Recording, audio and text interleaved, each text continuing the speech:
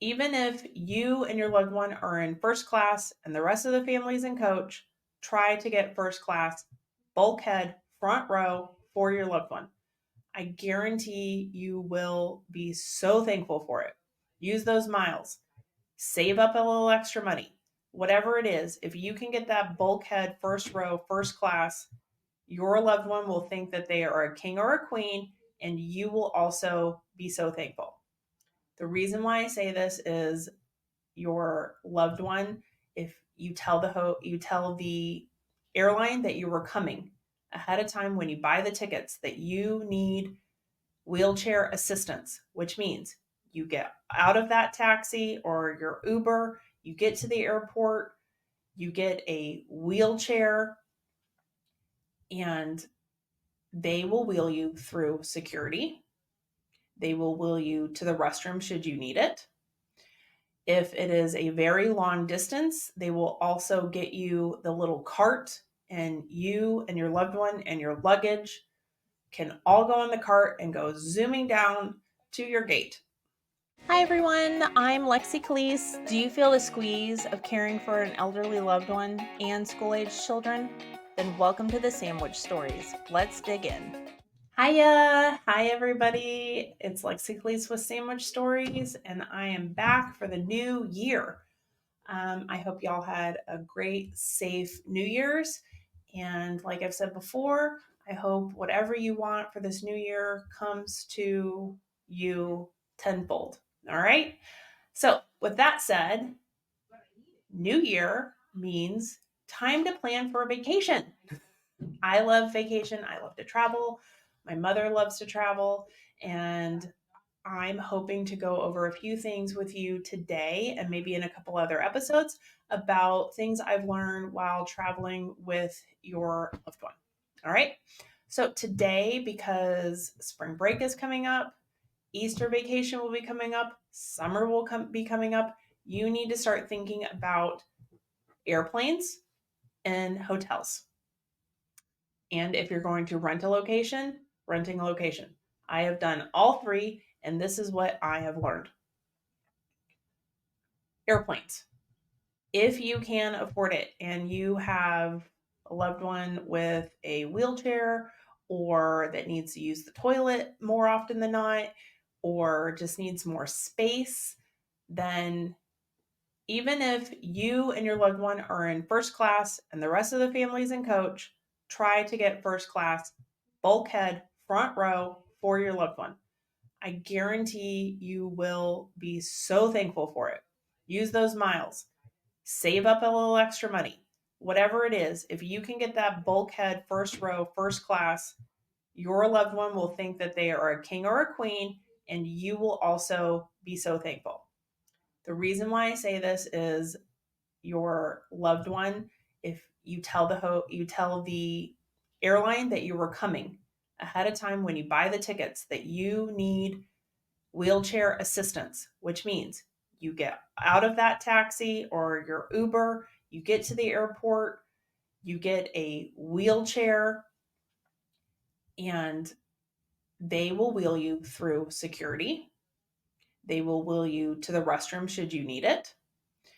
If it is a very long distance, they will also get you the little cart, and you and your loved one and your luggage can all go in the cart and go zooming down to your gate. This, I promise you, is so helpful. It's free. All airports provide it. And then once you get to your gate and it's time to board the plane, they will ask you, do you need assistance down the jet bridge or can you walk down yourself?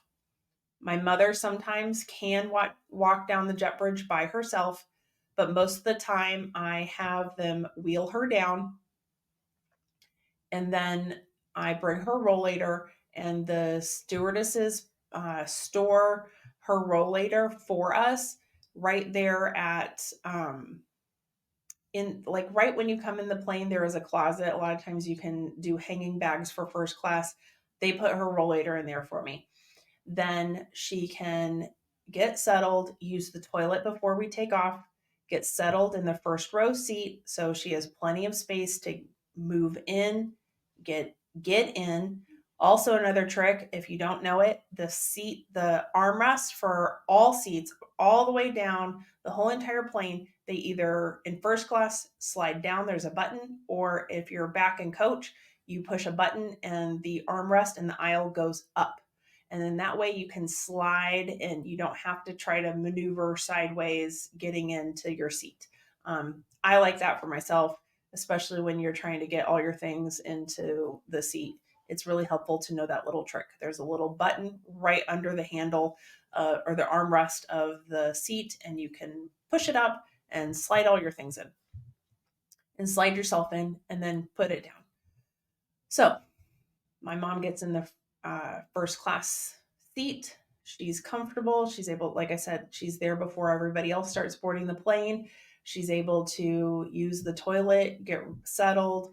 They give her a little bit of water, and she has that space. I'm an only child. I have a family. We don't always all travel together, and so if it were with my husband and son, they probably would sit back and coach, which is fine for them.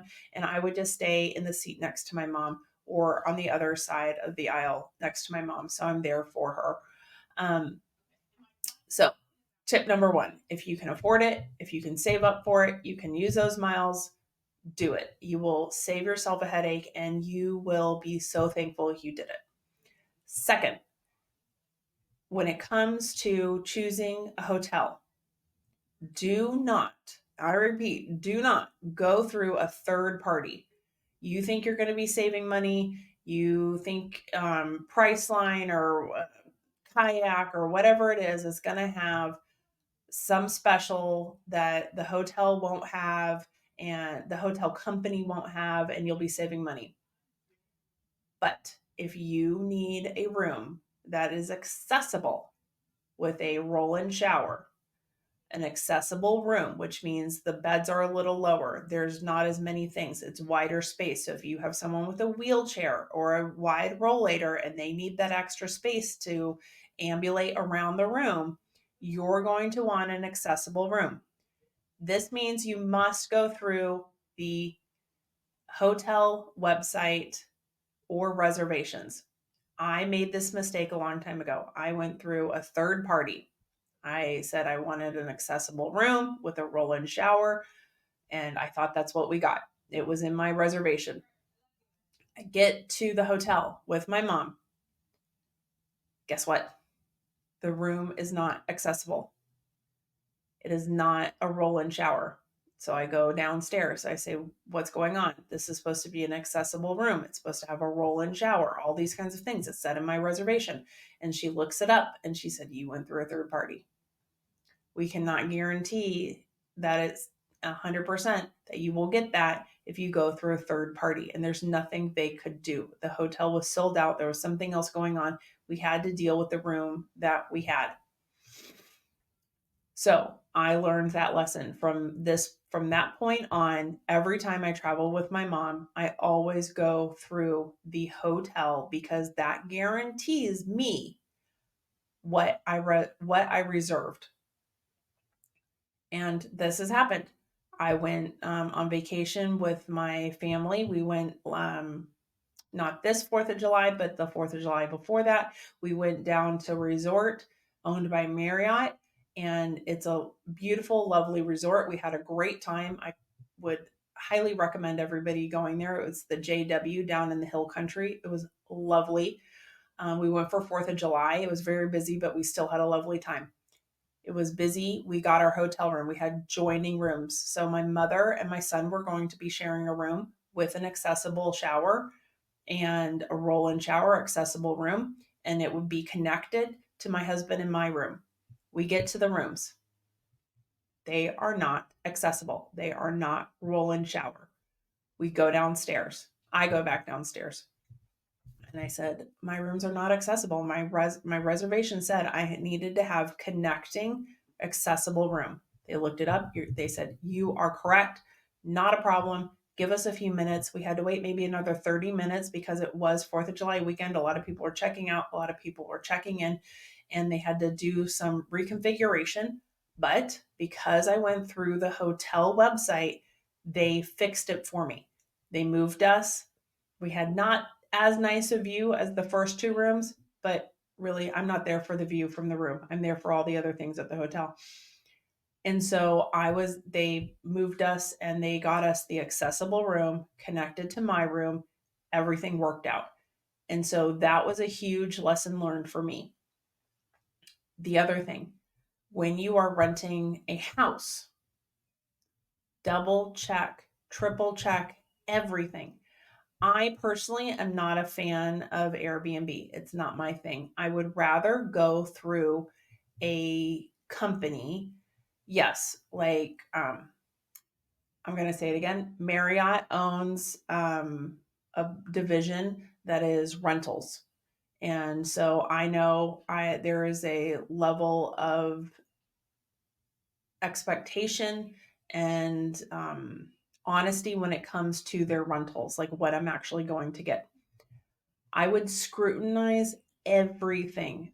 We have gone on vacation to the beach every summer for the past 10 years. Same beach location, but we always rent different houses. When my dad was with us, we knew if we had a 2-story house, there must be a owner's suite on the first floor. End of story. My dad was not going to be going up and down those stairs every night to get to his room. So we knew 100% if it was not if it was not a 1-story house, it had to have a owner's suite with a king size bed on the first floor. Done. Same thing for my mom. There was a moment where she broke her ankle and we had to go on vacation with her. We were not going to leave her at home. We were still going to go to the beach. We were going to have all the fun. We had a 1-story house, but I also knew that it had a few steps going up, but it also had a side entrance, which was a little further. So sometimes I put her in her little transport chair and I rolled her over. If it was earlier in the day and she had more energy, she was able to go up the few stairs, even in her boot, and be able to get into the house. But I, yet again, knew it was a 1-story house. There was not 2 owner suites. My husband and I had one. My mother had another room to herself. It was a lovely room and it had its own bathroom. So that was really good. But I also had to make a few changes to it.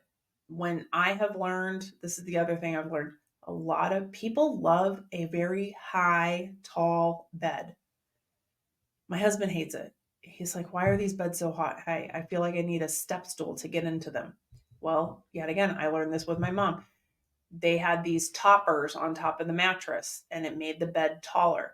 I took that bed apart. I took the topper off. I remade the bed so the bed was lower so I could help get my mom in and out of that bed much more easily without having to use a step stool, which could have been really dangerous if she tried to get in and out of bed at nighttime to go to the bathroom. So these are the things I've learned. And yet again, if we went to a house, we did go to a house one time where my husband and I were on the second floor because that's where the owner's suite was. My mother was on the first floor. I made sure that I had everything.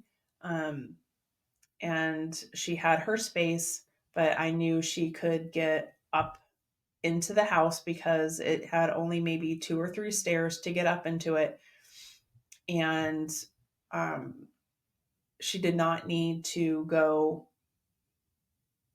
anywhere else other than the first floor. And those are the things I've learned. So you have to scrutinize photos when you want to do a rental.